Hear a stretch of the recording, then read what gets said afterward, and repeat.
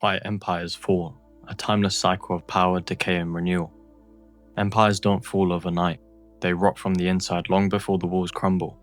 From the grandeur of Rome to the might of the Ottomans, every empire eventually collapses. But why?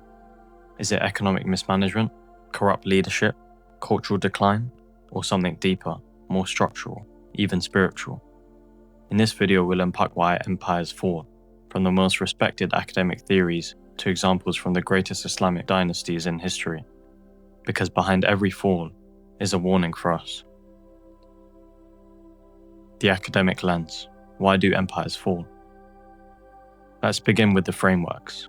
Ibn Khaldun, the 14th century North African scholar, gave us perhaps one of the earliest and most profound theories of political decline in his Muqaddimah. He argued that empires move in cyclical waves. Born in Asibia, group solidarity, tribal toughness. 2. Rise through conquest and discipline. 3. Peak with wealth and power. 4. Decline through luxury, complacency, and detachment from original values. Sound familiar?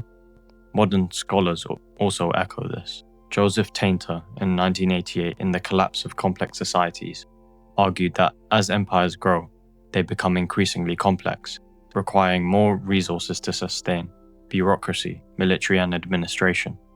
Eventually, diminishing returns hit, and collapse becomes inevitable. And then there's Paul Kennedy's idea of imperial overstretch, the idea that no empire can sustain military and economic expansion beyond its mean forever. Empires don't fall because of one event. The Islamic empires, glory and decline, the Umayyads, 661 to 750 CE. They established the first dynastic Islamic empire after the rightly guided caliphs.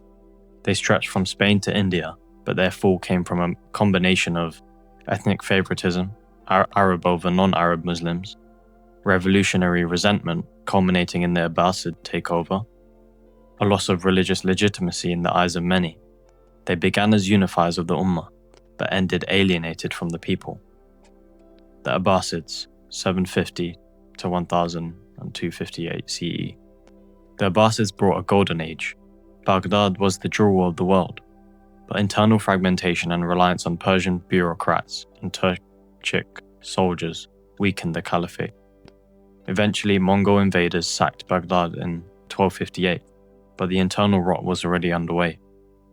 The Ottomans, 1299 to 1924 CE, perhaps the most enduring Islamic empire.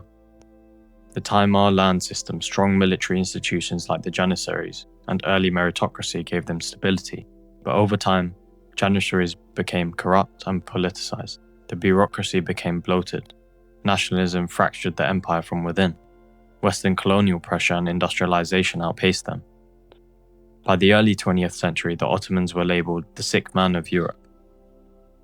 Their fall came not from a single defeat, but from an inability to reform in time. Patterns of collapse, the common signs. Across cultures, times, and faiths, fallen empires share patterns. 1.